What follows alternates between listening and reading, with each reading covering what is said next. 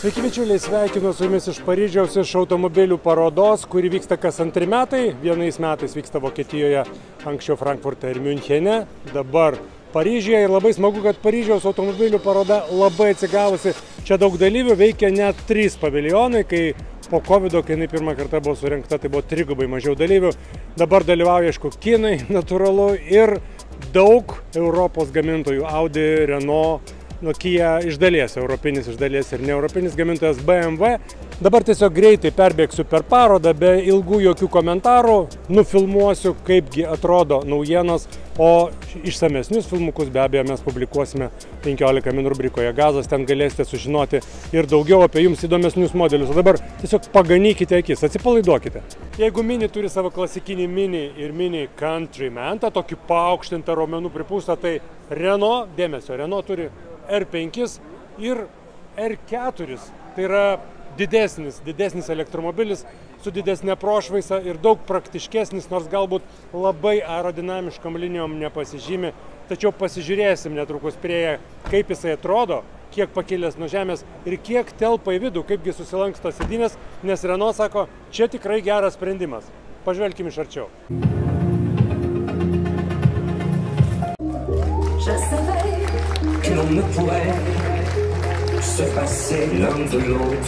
Renault eina Renaulution keliu, kitaip tariant, koncepcija paprasta – atgaivinti senus legendinius modelius. Taip nutiko su Renault 5, kuris tapo elektromobiliu. Renault 4 taip pat šiek tiek didesnis jo brolis, jau didesnės dimensijos automobilis, kuris šiek tiek primena SUV, nors jo prošvaisa, jeigu neklystu, 18,1. Tačiau tai jau yra didelis automobilis, į kurį laisvai gali tilpti netgi 5 šeimos nariai, o jeigu reikia, galima įdėti netgi banglentę. Pasižiūrėkime iš arčiau į prancūzų kūrinį, kuris bus siūlomas su 2 tipo baterijomis, su didesnė 52 kWh jūs galėsit nuvažiuoti pagal VLTP, aišku, idealiu atveju apie 400 km, su mažesnė 300 km. Na, be abejo, skirsis šiek tiek ir kaina, natūralu. Ir įkrovimo greitis. Štai su didesnė baterija jūs galėsite gauti maždaug 100 kW galios įkrovą, na, turbūt 90 būtų tiksliau, nes 100 tai jau būtų idealu. Na, o su mažesnė baterija be abejo minusuokite dar bent 10 kW galią. Įdomu, kad automobilio kūrėjai pasistengė išsaugoti senojo automobilio dizaino formas, matot priekyje ir bamperio laikymo tos auselės, tačiau šoninės durelės turi tą dizaino kalbą, imitaciją tos buvusios apsaugos durelių, kuri žavėjo automobilių gerbėjus, Renault 4 gerbėjus prieš tuos kelis dešimtmečius. Be abejo ir žibintų dizainas taip pat yra išsaugojęs tą Renault DNR, tik tai jie tapę yra LED žibintais, jau nebe kaitrinės lemputės dega. Labai įdomi transformacija, iš tikrųjų labai įdomi transformacija ir tie Renault gerbėjai, kurie tikrai kažkada važinėjo Renault 4, pamatę šį automobilį, turėtų apsidžiaugti. O ar jiems patiks, kad jis elektrinis? Čia jau kitas klausimas. Tai net ir langelių forma, ypač galinio lango, yra išlikusi iš senojo modelio. Taigi visa stilistika tik su 21 amžiaus elementais ir mados šauksmu. Štai irgi ir į darbą, ir į sodą. Pakankamai didelė prošvaisa, automobilis gali važiuoti ir blogų kelių. Galima turbūt tada gabentis ir dviratį, ir banglentę, ir jeigu turit bagažinę, tai be abejo ir slides, ir visus kitus aktyvaus gyvenimo turizmo inventorių. Jeigu Renault 5 buvo daugiau miesto elektromobilis, tiksliau yra daugiau miesto elektromobilis, kuris irgi turi vehicle to grid funkciją, kaip ir Renault 4, tai Renault 4 yra universalesnis modelis, kurio ir saloną galima transformuoti labai lengvai, taip, kad atrodo jį tilptų ir visas gyvenimas. Pasižiūrėkime iš arčiau, kaip atrodo tas visas gyvenimas. Bagažo įkrovimo vieta iš tikrųjų yra labai žema. Galima tiesiog paimti ir atsisėsti. Įsėdau į vidų, štai kaip prie mano džinsų puikiai tinka automobilio salono apdaila. Na, apie lubas kalbant taip, su mano ilgu kaklu ir ilga nosim, tai nėra pats erdviausias automobilis ir turbūt aš norėčiau R4+.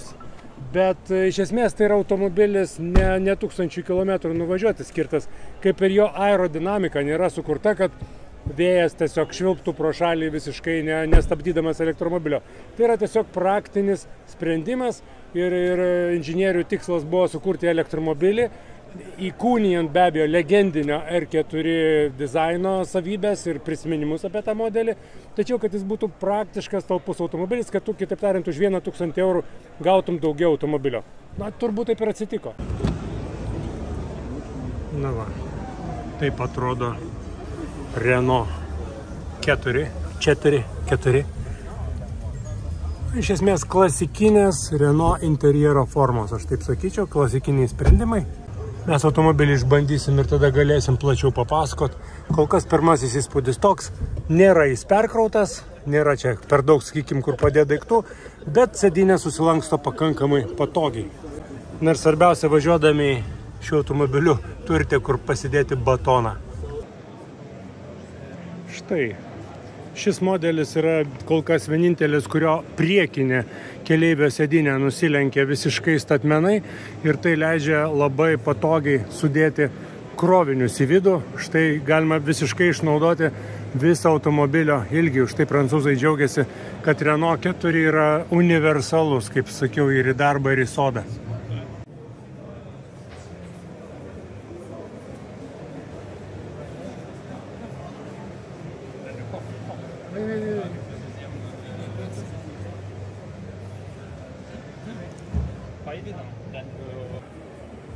Štai visa jėgainė, visos paslaptys iš arčiau Paryžiaus automobilių parodoje. Čia yra pristatomoji modelio spalva, bet parodysiu ir kitas. Čia yra Flower Power, bet tai yra tik konceptas. Matom ir žibintai šiek tiek gal nepavadinčiau homologuoti.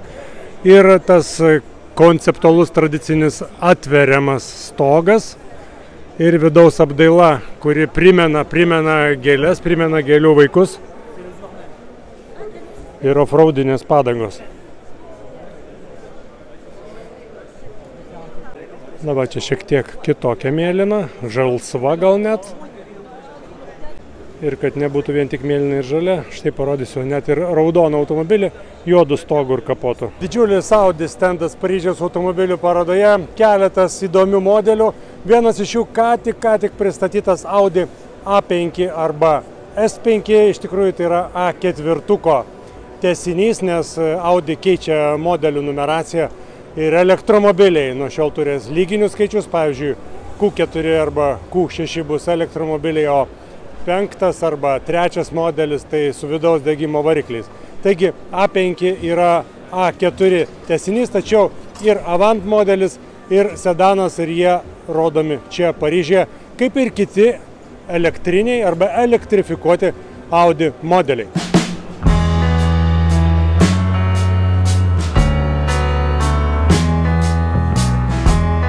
Štai naujoji Audi multimedija visose modeliuose. Bet jis užtemsta, kai automobilis važiuoja, vairuotojas negali matyti filmų arba YouTube.